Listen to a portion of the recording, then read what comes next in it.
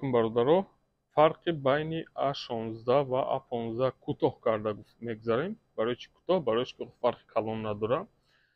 Фарқияти основноиш бародари азиз ай Samsung A15 ва A16 дар ҳамия ки влага защита дора. Яъне Samsung A15-ра да об медозен, мебироренша, дальше спокойно кор мекунад.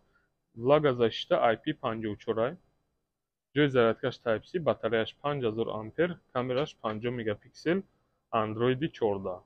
Ва A15 ҳам ҳамчунин, лекин влага защита надора, 50 мегапиксел камера, 5000 ампер батарея.